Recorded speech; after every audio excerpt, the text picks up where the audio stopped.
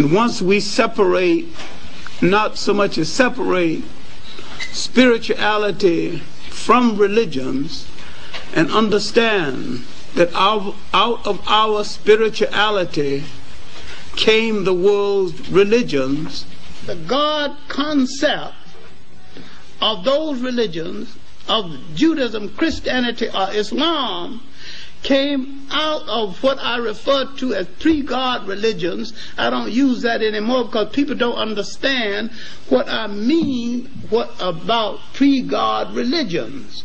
They're so accustomed to the word God, they cannot understand that there was a time when man thought of a force in the universe presiding over the universe, and while he meant God, he did not use the word God, and man had more spirituality before he consistently used the word God. He used the God force and the God concept without using the word.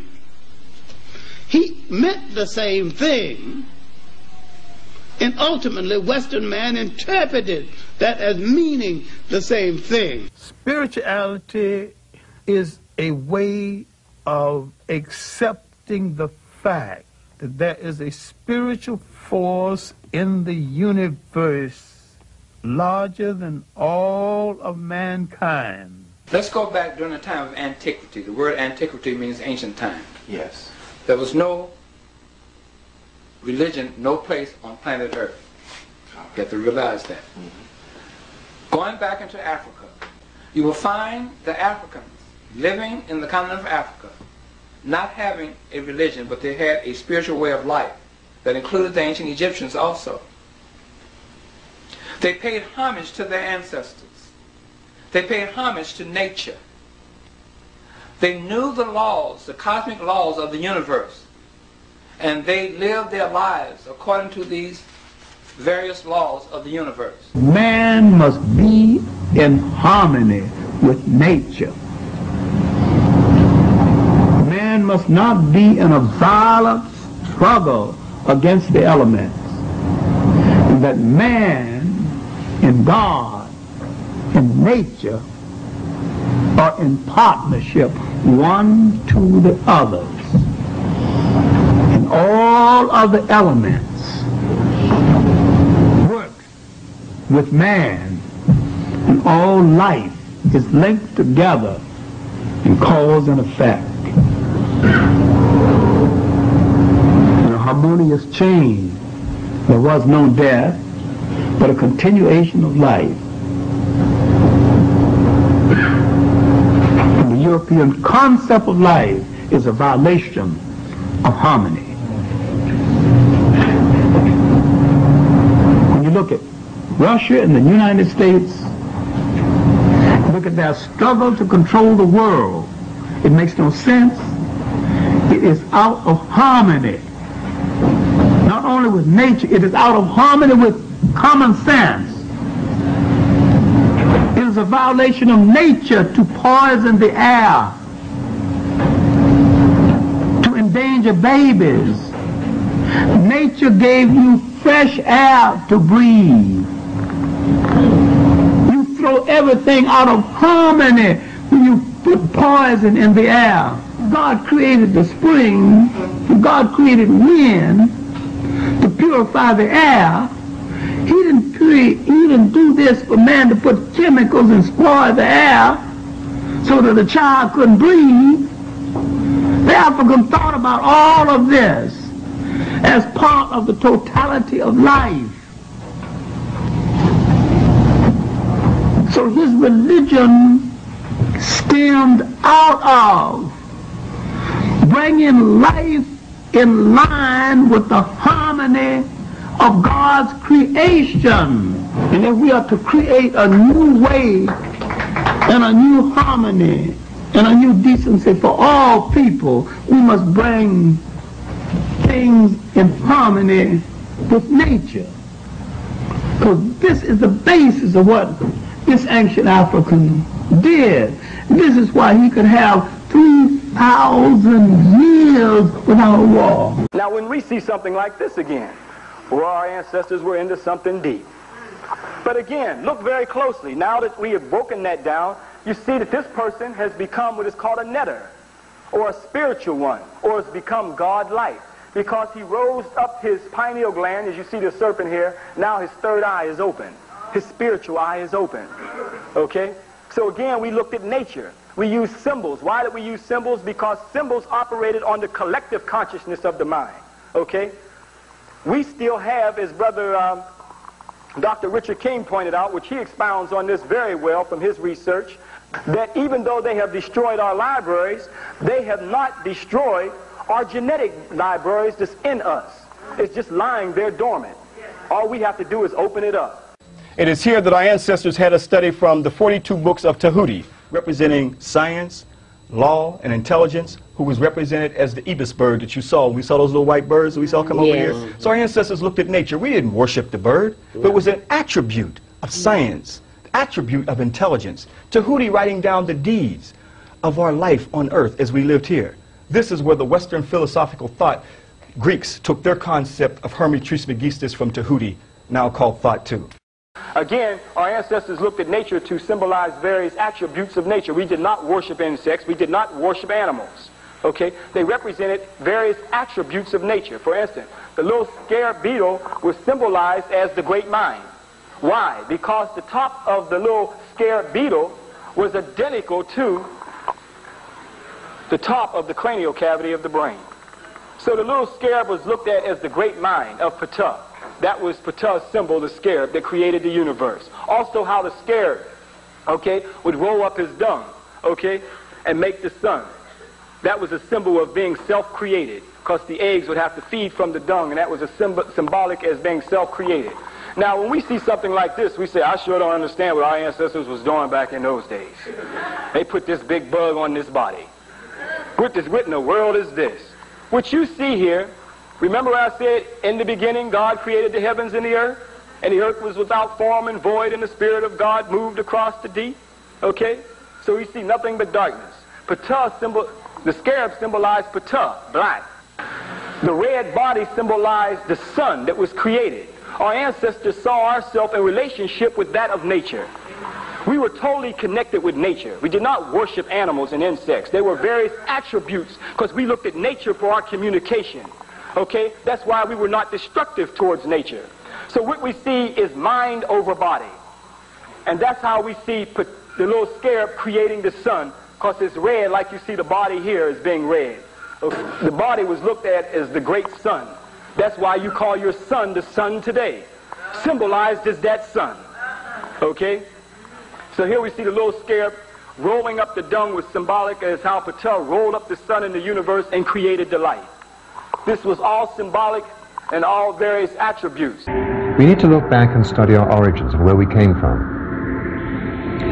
Try now to imagine Earth in prehistoric times, a place filled with a multitude of dangers, giant animals and reptiles, huge predators, earthquakes, volcanoes, tornadoes and meteors, and the subsequent fear and hostility such an unfriendly environment would breed.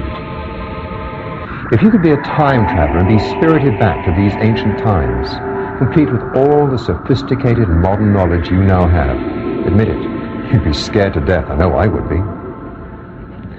Now try to imagine what it must have been like for these ancient people, totally devoid of all the knowledge we now take for granted about the awesome forces of nature. A volcano erupts, destroying everything in its path. The sky reverberates with thunder as a violent electrical storm hurls thunderbolts to earth, which start fires. Tornadoes sweep people, animals, and trees away into the sky. The earth opens up and an earthquake swallows a village in the twinkling of an eye. Gazing up into those fearsome skies filled with infinite numbers of stars, not to mention shooting stars, without having the remotest idea of what they were, lacking any form of scientific explanation. Is it any wonder that these ancient peoples created a myriad of all-powerful nature gods and the countless myths that surrounded them? The gods which have been worshipped and sacrificed to for thousands of years since, and the sun, which became known as God's sun, the light of the world.